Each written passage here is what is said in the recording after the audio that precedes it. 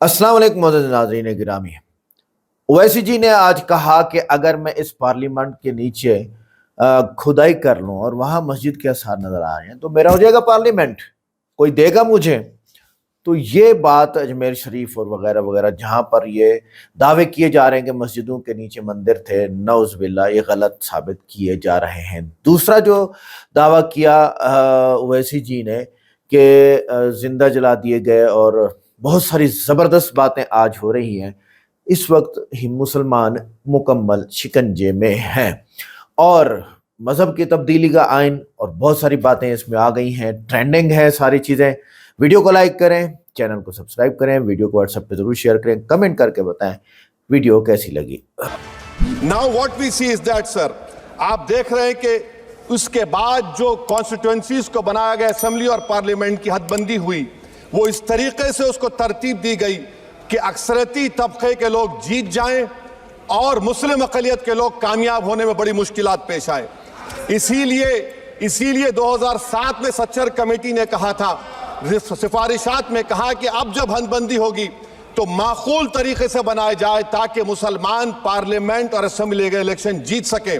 मुझे नहीं मालूम कि अब नए सेंसस के बाद जब हदबंदी होगी तो उसकी सिफारिशात को रखा जाएगा या फिर मार्जिनलाइजेशन जो मुसलमानों का हो रहा है 75 साल से, वो चलता रहेगा। सर, जब पार्लियामानी जमहूरियत की कामयाबी किस बुनियाद पर होती है? पार्लियामानी जमहूरियत की कामयाबी का पैमाना मैं आपको बताता हूं। Article 25, article 26, article 29, article 30, article 14, article 21, ये 4 बुनियादी राइट्स है आइन में, जिसको हम सामने रखकर मैं आपको बताऊंगा कि क्या वाकई में उन कमजोर तबकात से इंसाफ हुआ। मिसाल के तौर पर आर्टिकल 15 और 16 सर, 1950 का प्रेसिडेंशियल ऑर्डर निकला, तारीखी नाइंसाफी के खात्मे के लिए रिजर्वेशन दिया गया, तारीखी नाइंसाफी के लिए हजारों साल के जुल्म की बिना पर, मगर उनको नहीं मिला जिनका मजहब इस्लाम और मुसलमान था, जो भी उनसे भी नाइंसाफी जुल्म हुआ। दूसरी बात सर, दूसरी बात, दफा 25 में प्रोफेस कहा गया, आर्टिकल 25 टॉक्स प्रोफेस। सर, आज मेरी बेटियों को गवर्नमेंट के एजुकेशन इदारों में हिजाब पहनने से रोका जा रहा है, तो ये आर्टिकल 25 का प्रोफेस कहां तक कामयाब हुआ, ये अक्लमंद लोगों पर छोड़ता हूं। प्रैक्टिस सर, आर्टिकल 25 में अमल करना। कई रियासतों ने ऐसा कानून बना दिया कि आप ये नहीं खा सकते, आप वो नहीं खा सकते, कैटल स्लॉटर एक्ट का एक्ट बना दिया। आप बताइए कि हरियाणा, राजस्थान में पुलिस की अख्तियारात गौरक्षक को दे दिए और उन अख्तियारात का बेजा इस्तेमाल मॉब लिंचिंग में हुआ। किसका हुआ? एक लड़का था साबिर मलिक बंगाल का, मार के पीट कर मार दिया गया। क्यों? क्योंकि उसने बीफ खाया, बाद में मालूम हुआ नहीं खाया। जुनैद और नसीर को गाटमीका के थे, उनको जिंदा जला दिया गया। सर, फिर प्रोपगेट, आप ये आर्टिकल 25 का 3rd सेक्शन प्रोपगेट, आज आप देख रहे हैं कि मुझसे पूछा जा रहा है कि 500 साल पहले तुम्हारी मस्जिद थी, नहीं थी। ख्वाजा अजमेरी की दरगाह कह रहे नहीं है। अरे सर, अगर मैं इस पार्लियामेंट में खोद दूं, इसमें गड़ा कर दूं, तो खाने जहां का हिस्सा मिलेगा तो मेरी हो जाएगी ये। आप बताइए। अब आप देखिए ये प्रोपगेट क्या हो रहा है। अच्छा, जो तब्दीली मजहब का कानून, तब्दीली मजहब, मैं तब्दील मजहब नहीं कर सकता, सरकार से पूछना पड़ेगा मुझे अपना मजहब बदलने के लिए। अगर अंबेडकर आज जिंदा होते तो बाबा साहब को भी कहते कि आप जाकर परमिशन लो, तब मजहब बदलना पड़ेगा आपको। ये हालात आज यहां पर पैदा हो चुकी है। सर, आर्टिकल 26 देखिए, it gives religious denomination the right to establish and maintain institution for religion charitable. वजीर आजम कहते हैं कि वक्फ का ताल्लुक संविधान से नहीं है। अरे कौन पढ़ा रहा है वजीर आजम को? आर्टिकल 26 पढ़ा लीजिए। आर्टिकल 26 की बात कही गई। मकसद क्या है कि वक्फ की जायदादों को अक्सरती तबके के लिए छीन कर दे दिया जाए। आप अपनी ताकत की बुनियाद पर छीनना चाह रहे। सर, दफा 29 पे आ जाइए, आर्टिकल 29, लैंग्वेज का, जबान का तहफ़्फ़ुज़ है। उर्दू को खत्म कर दिया गया, वो उर्दू जिसके हमारे मुजाहिदीन आज़ादी ने नारा दिया था, इनकलाब जिंदाबाद का, उस जबान को आप खत्म कर रहे हैं। कल्चर, आप कल्चर की बात इनसे पूछ लीजिए, वो बोलेंगे नहीं, हमारा जो कल्चरल नेशनलिज्म है वो कल्चरल नेशनलिज्म नहीं है बीजेपी का, वो कल्चरल नेशनलिज्म आला जात का हिंदुत्व का नेशनलिज्म है, जो भारत के इंडियन नेशनलिज्म से बिल्कुल मुख्तलिफ है। सर अब आप आ जाइए, सर आर्टिकल 30 पे आ जाइए, सर आर्टिकल 30 पे आ जाइए। सर आर्टिकल 30 में माइनॉरिटीज को राइट दिया गया, this house has passed a law in 1981 to give minority AMU. This government went to the Supreme Court and said no, we'll oppose minority status. This house voice was suppressed in the Supreme Court, sir. That is why I say that the executive has argued contrary to the parliament. Sir, right to life तो उस वक्त भी था। मैं आपको मिसाल दे रहा हूं सर, दिसंबर 63 में 63 में कश्मीर में रसूलुल्लाह सल्लल्लाहु अलैहि वसल्लम के मुंह मुबारक की चोरी हुई तो पूरे देश में sir only 2 minutes sir, only 2 please wind up. Only 2 minutes, sir. Please, sir. Only 2. Time is gone. The Prime Minister has Sir, I'm concluding. Sir. I'm concluding. Raja Sahab, I'm concluding. Please, he has to reply. Listen to me, sir. Sir, my Shikwa Hind Bayan. Please, 1 minute. I'll conclude, sir. 2 minutes. Now, in Article 20, after that in 63, 8 lakh Muslims were pushed into East Pakistan. What has changed? Please tell me. 2013, Muzaffarnagar, 50,000 were shifted. Sir, riots happened. Nelly massacre. Hashimpura, Malyana, Mumbai 93, Ahmedabad 69, Gujarat 2002, 22, Delhi 84, Delhi. Nothing has changed, sir. Lastly, sir. Please. Lastly, sir. On judiciary, sir. On judiciary, sir. I'm concluding. On judiciary, sir. CAA is not being heard.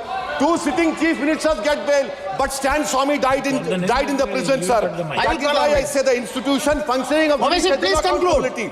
And lastly, sir, just now Ravi Shankar Prasad had quoted a book. In that book, there's a Tipu Sultan also. Okay. That is sir. I'm concluding by reciting a share. On this I conclude, sir. Nisar में तेरी गलियों के वतन के जहां चली है रस्म के कोई ना सर उठा के चले, जो कोई चाहने वाला तवाफ को निकले, नजर चुरा के चले। सर हम जिस्म व जान बचा के चले, बहुत है जुल्म दस्ते बहाना के लिए। सर हम जो चंद अहले जुनू तेरे नाम ले वाले इख्तिदार की कुर्सियों पर बैठने वाले जो लोग थे और है वो इंटेलेक्चुअली डिसऑनेस्ट है। संविधान सच्चा है। जय। संभल में जो हुआ वो सबके सामने है। पुलिस के संरक्षण में निर्दोष लोगों की हत्या की गई, बुलडोजर द्वारा घरों को गिराने की घटनाएं आम हो गई हैं, खास तौर पर उत्तर प्रदेश में, जहां ऐसा लगता है जैसे कानून के नाम पर जंगल राज चल रहा।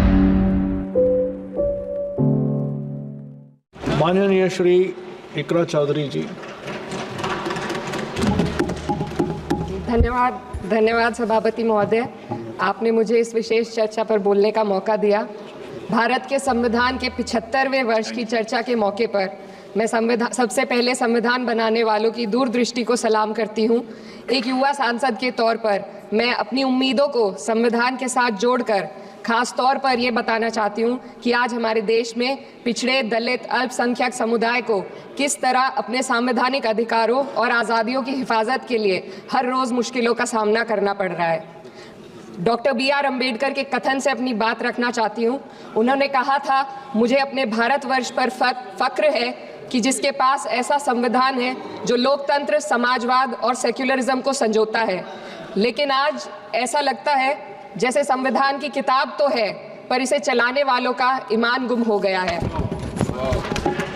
आज हिंदुस्तान में हर वर्ग को किसी न किसी चुनौती का सामना करना पड़ रहा है, मगर अल्पसंख्यक खासतौर पर मुसलमानों पर जो कहर टूटा है वो किसी से छुपा नहीं है।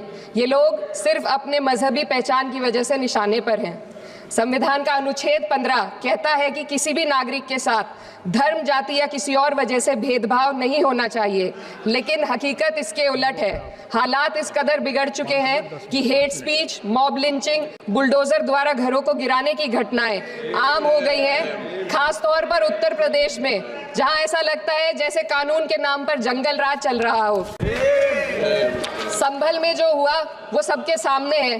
पुलिस के संरक्षण में निर्दोष लोगों की हत्या की गई और सरकार ने चुप्पी साध ली। अल्पसंख्यकों पर हिंसा बढ़ती जा रही है, मगर सत्ता में बैठे लोग या तो आंखें मूंदे हुए हैं या फिर इन घटनाओं को बढ़ावा दे रहे हैं।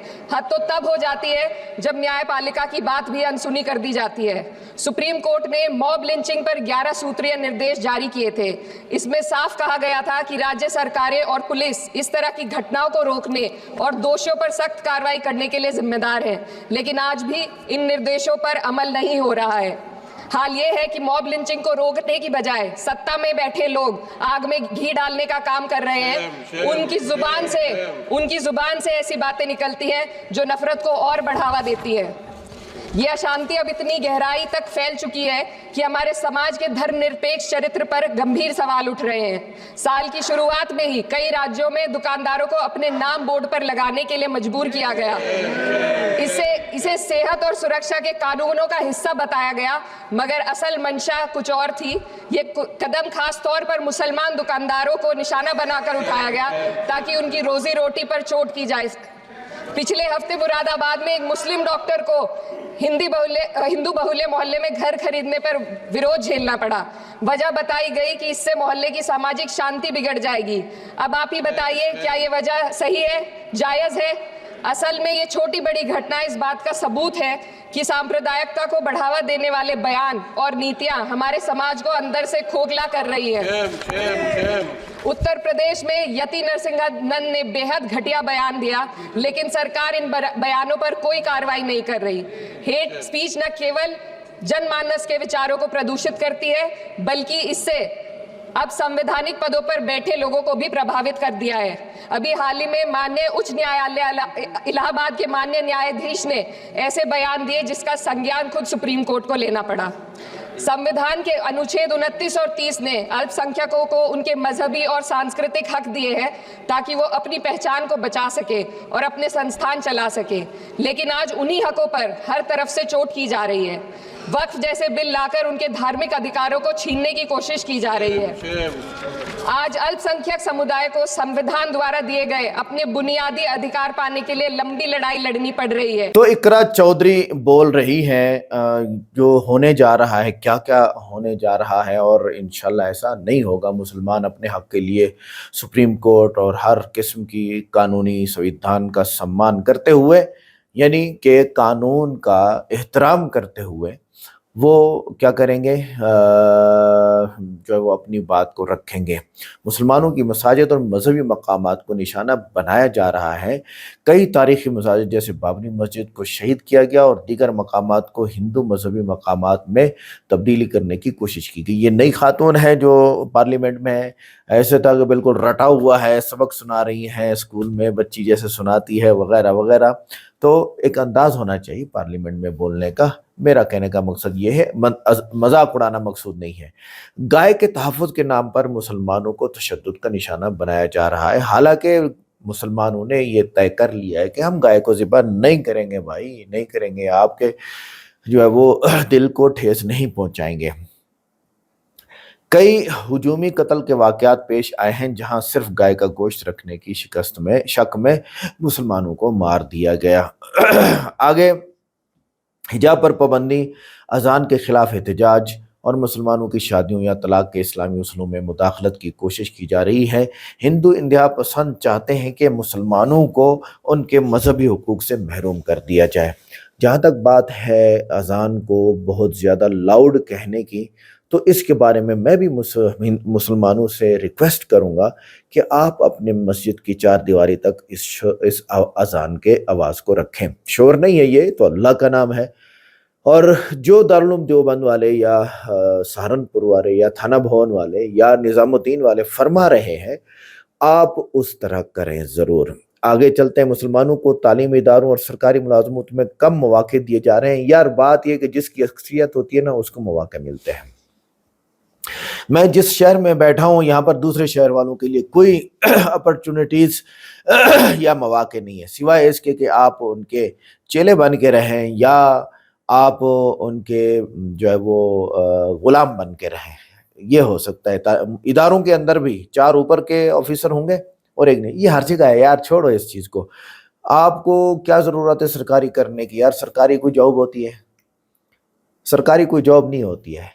सरकारी बंदा जो है वो सारी जिंदगी रोता ही रहता है। ठीक है, आप अपनी तिजारत करें, साइकिल पंचर की दुकान लगाएं, आप साइकिल बेचने पे आ जाएं, कंप्यूटर का दौर है, मोबाइल का दौर है, एसेसरीज का, लाखों तिजारत के काम है, आप करें। देखो चाइना तिजारत से कहाँ पहुंच गया। चलें अच्छा जी, हिंदुओं को कहें कि आप जाएं सरकारी, हाँ सरकारी इदारों में फिर मुसलमानों के साथ ज्यादती हो तो फिर तो मुसलमानों को चाहिए कि वो सरकारी इदारों में आए। बीजेपी के सियासतदान और हिंदू पसंद मीडिया के जरिए मुसलमानों के खिलाफ नफरत अंगेज बयानात देते हैं। मुसलमानों को दहशतगर्द, गद्दार या दुश्मन के तौर पर पेश किया जाता है ताकि इन्हें समाजी तौर पर अलग थलग कर दिया जाए। इस तरह आपकी इकॉनमी खत्म हो जाएगी। ये बात बिल्कुल पक्की है, ठक्की है। अब आते हैं मजहबी आज़ादी की तरफ कि अमेरिका में हर फर्द कितने, यानी मैंने तो अभी 3-4 ही आपको पेश करने हैं, कितने जो है ना वो है ममालिक है जहाँ पर मजहबी आबादी है। तकरीबन सारी दुनिया में मजहबी आज़ादी है। अमेरिका में हर फर्द को किसी भी मजहब पर अमल करने या मजहब तब्दील करने की मुकम्मल आज़ादी है। आइन की पहली तरमीम मजहबी आज़ादी की ज़मानत देती है। कनाडा का आइन भी हर शहरी को मजहबी आज़ादी फराहम करता है। लोग अपनी मर्जी के मुताबिक मजहब इख्तियार कर सकते हैं या तब्दील कर सकते हैं। ऑस्ट्रेलिया में भी किसी मजहब को अपनाने या जोड़ने पर कोई पाबंदी नहीं है। रियासत गैर जानिबदार है और मजहबी आज़ादी का एहतराम किया जाता है। जनूबी अफ्रीका का आइन मजहबी आज़ादी का मुकम्मल तहफ़्फ़ुज़ फराहम करता है और तमाम मज़ाहिब को मुसावी हैसियत दी जाती है। ब्राज़ील में भी मजहबी तब्दीली करने या किसी भी अकीदे पर अमल करने की मुकम्मल आज़ादी है।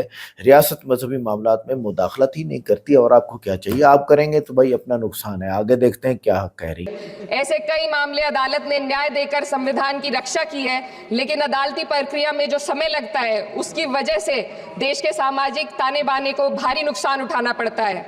मिसाल के तौर पर इलाहाबाद हाई कोर्ट ने 2004 के मदरसा एक्ट को रद्द कर दिया था, जिससे मदरसों के संचालन पर सवाल उठे। हालांकि सुप्रीम कोर्ट ने बाद में इस फैसले को पलट दिया और एक्ट को वैध करार दिया, लेकिन इस प्रक्रिया में जो समय लगा उसने अल्पसंख्यकों को बेचैनी और संघर्ष के दौर में डाला है। इसी कड़ी में प्लेसेस ऑफ वर्शिप एक्ट 91 भी आता है और कई अन्य अधिकार, उन्हें भी इसी तरह अदालती लड़ाइयों में उलझाया जा रहा है। ये स्थिति न केवल अल्पसंख्यकों के अधिकारों की राह में रुकावट है, बल्कि justice delayed is justice denied जैसी कहावत को सिद्ध करती है। मैं इस सदन से दुनिया भर के अल्पसंख्यकों की आवाज उठाना चाहती हूँ, खास तौर पर हमारे पड़ोसी देश बांग्लादेश में अल्पसंख्यकों के साथ जो हो रहा है वे दिल को गहरे तक चोट पहुंचाने वाला है। उनकी जान माल की हत्या की जा रही है। बांग्लादेश हो या हिंदुस्तान हो या कोई और देश, अल्पसंख्यकों की सुरक्षा, इज्जत और अधिकारों की हिफाजत हर सरकार की सबसे पहली जिम्मेदारी होनी चाहिए। मैं इस सदन से अपने देश के अल्पसंख्यकों के साथ बांग्लादेश के पीड़ित अल्पसंख्यकों की आवाज को एक साथ उठाना चाहती हूँ। ये वक्त की पुकार है कि हम सब मिलकर ये सुनिश्चित करें कि किसी भी इंसान को उसकी पहचान या मजहब के कारण डरकर जीने पर मजबूर ना होना पड़े। जहाँ हक छीने जाते हैं वहाँ अमन खो जाता है। ये बात हर सरकार को समझनी चाहिए। अगर हम सच में अपने संविधान का सम्मान करना चाहते हैं तो हमें नफरत और भेदभाव को खत्म करना होगा। हमें ये दिखाना होगा कि ये मुल्क हर वर्ग, हर जाति, हर धर्म और हर समुदाय का है और जब तक ऐसा नहीं होगा तब तक संविधान की आत्मा सिसकती रहेगी। सर, अपनी बात को खत्म करते हुए मैं एक शेर अर्ज करना चाहती हूँ। ये दाग दाग उजाला, ये शब गजीदा शहर, वो इंतजार था जिसका, ये वो शहर तो नहीं। लेकिन अगर इस सदन में बैठे हम सभी सदस्य ये ठान ले कि हमें संविधान के मूल्यों को लागू करना है और उसे लागू करने का प्रयास करें तो वह सुबह जरूर आएगी, जिसके लिए लाखों भारतवासियों ने अपने जानों। बहुत शुक्रिया माननीय सभापति जी। मैं आज यहाँ मजलूमों की आवाज़ बनकर खड़ा हूँ। उन करोड़ों भारतीय मुसलमान और अल्पसंख्यकों की जद्दोजहद और हक की बात करना चाहता हूँ जो इस देश का अटूट हिस्सा हैं। मेरे अल्फाज बंटवारे के नहीं बल्कि इत्तेहाद के हैं। मेरे अल्फाज मायूसी के नहीं बल्कि एक उम्मीद के हैं। ऐसी उम्मीद जो कि हमारे इस देश को जोड़ना चाहती है। हमारा संविधान हमारे संविधान को बनाने के लिए हमारे बाबा भीमराव अंबेडकर साहब, मौलाना अबुल कलाम आजाद साहब, डॉक्टर जाकिर हुसैन साहब ने मिलकर के इस संविधान को बहुत मेहनत के साथ बनाया था। ये सिर्फ किताब की शक्ल में देने के लिए नहीं है। आज संविधान के उस पर मैं कहना चाहता हूं कि भारत का संविधान इंसाफ, आज़ादी और भाईचारगी की जिंदा गवाही है और ये गारंटी देता है कि नागरिक हर मजहब, जात या नस्ल पर इज्जत के साथ गुजार सकते हैं जिंदगी। लेकिन अफसोस है, एक मुस्लिम रहनुमा की हैसियत से मुझे इस दस्तावेज पर बेपनाह फख्र है, जो कि दस्तावेज जो संविधान हमें इजाजत देता है। आर्टिकल 15 के मुताबिक किसी भी नागरिक को मजहब, जात, लिंग, नस्ल या जन्म के स्थान पर भेदभाव नहीं किया जाएगा। आर्टिकल 19 में बोलने के, अभिव्यक्ति की आज़ादी का हक दिया गया है, जो कि हमारे अधिकारी को हक की आवाज़ को छीनने का आप काम कर रहे हैं। आर्टिकल 25 अपने मजहब को मानने और उस पर अमल करने की आज़ादी देता है। आर्टिकल 29 के तहत अल्पसंख्यकों के हकों की हिफाजत करने के लिए प्रावधान किए गए हैं। लेकिन आप तो हमारे हकों की छीनना चाहते हैं। माननीय सभापति जी, मैं आपके माध्यम से कहना चाहता हूँ कि आर्टिकल 30 के अंदर अपने तालीमी इदारों को कायम करने और उनके चलाने का हक है, लेकिन हमारे साथ ज्यादती हो रही है। ये संविधान को अगर आप कमजोर करेंगे तो याद रखना, ये देश कमजोर होगा, हमारा मुल्क कमजोर होगा। जो संविधान के प्रति वफादार नहीं हो सकते वो हमारे मुल्क के प्रति वफादार नहीं हो सकते। मैं उस संभल की सरजमी से आता हूं जहां पर 15 दिन पहले एक संविधान को कमजोर करने का काम किया गया। वहां पे जिस प्रकार से 5 मजलूमों की जान ले ली गई, जिस तरह से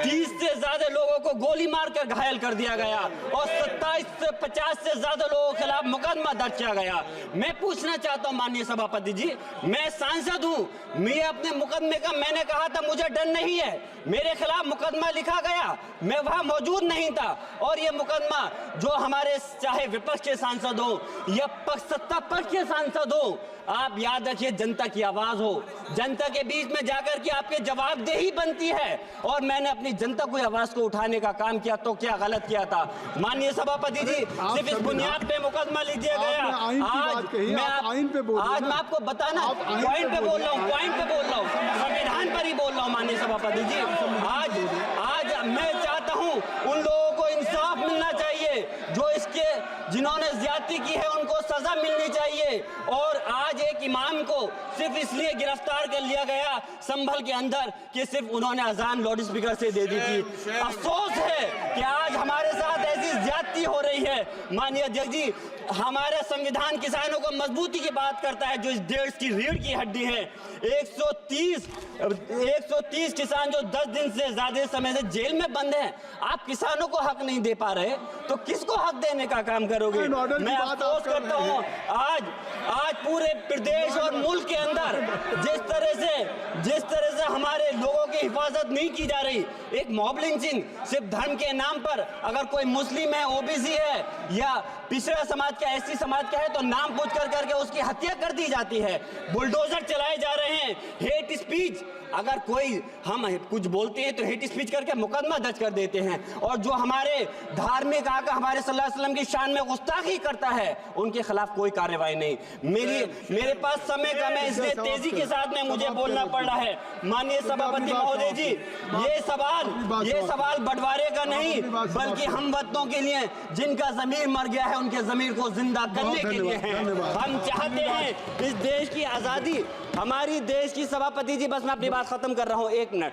हमारी देश की आजादी के लिए मैं ये कोई बंटवारे की बात नहीं कर रहा, लेकिन हमारे मुस्लिम और हिंदू समाज सब लोगों ने मिलकर के इस देश को आजाद कराने का काम किया था। आज उनके साथ ज्यादती क्यों की जा रही है?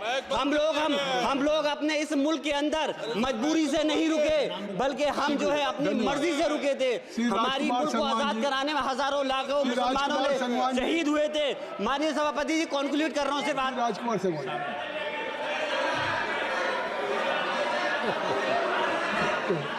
तो आप कंक्लूड करें ना। आप कंक्लूड कर लो।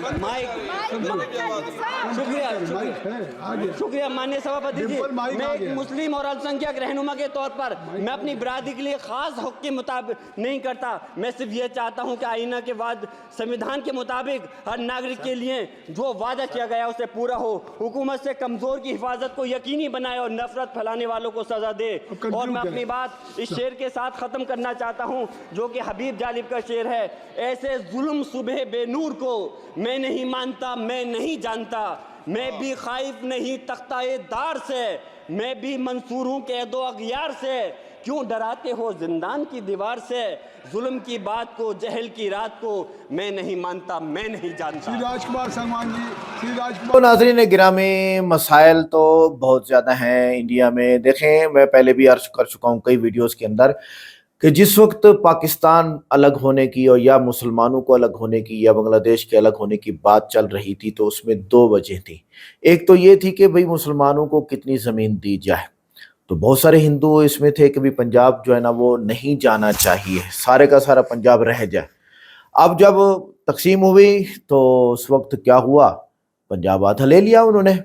अच्छा, दूसरा ये था कि भाई जो सारे मुसलमान तो जाएंगे नहीं पाकिस्तान में, अगर पाकिस्तान बनता है तो जो रह जाएंगे उनका क्या वो होगा, मुस्तकबिल होगा। उस वक्त के उलमा हज़रत मौलाना हुसैन अहमद मदनी रहमतुल्लाह अलैह की बहुत ज़्यादा बसीरत थी इसके अंदर, तो उन्होंने ये बात फरमाई थी। तो जब ये बात फरमाई थी तो वो आज है, जो रह गए हैं, देखो सारे तो नहीं आए, सारे तो नहीं गए पाकिस्तान, जो रह गए वाकई उनका क्या मुस्तकबिल है, और इस वक्त वही हो रहा है।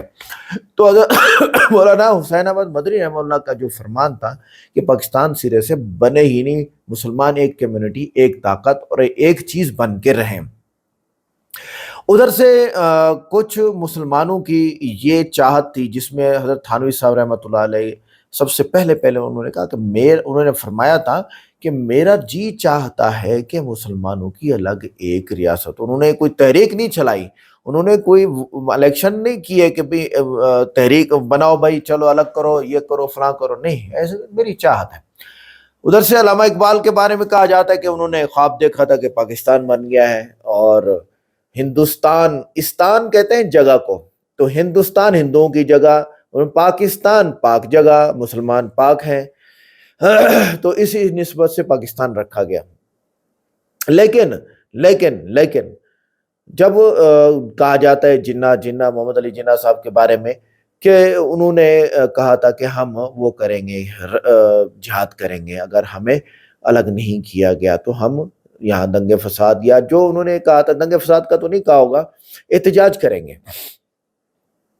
अब इन लोगों ने जब मजबूरन किया और मजबूरन जब ऐलान हुआ तो लाखों मुसलमानों को कत्ल कर दिया गया। और क्या हिस्ट्री है, अजीब हिस्ट्री है, मैं उसको क्या बयान करूं यार। मेरा इस वक्त इस वीडियो को बनाने का मकसद सिर्फ और सिर्फ इतना है कि मुसलमान अपने हक के लिए निकलें, दंगा फसाद मत करें, पथराव मत करें, अपने हक के लिए निकलें, हुकूमत के पास आए, सुप्रीम कोर्ट आए, और जितना हो सकता है मदारिस वाले निकलें, तलबा निकलें, यूनिवर्सिटीज़ वाले निकलें, कॉलेजेस वाले निकलें, और सब निकलें, और निकल के जो है वो हुकूमत को इस बात पे मजबूर करें कि ये हिंदू है, ये मुस्लिम है, तीसरा है सिख है, चौथा ईसाई है, पांचवा पारसी है, इन सब के हुकूक बराबर हैं। अगर ये नहीं करेंगे तो मसाइल है, इंडिया की इकोनॉमी जाएगी, दफा हो जाएगी, और फिर सारे के सारे हाथ मलते जाएंगे। आप कह रहे होंगे कि मैंने कहा, पहले भी कहा कि भाई इंडिया की इकोनॉमी कैसे जाएगी, फला है, तो देख लेना कैसे जाएगी। मिलते हैं नेक्स्ट वीडियो में। अस्सलाम वालेकुम।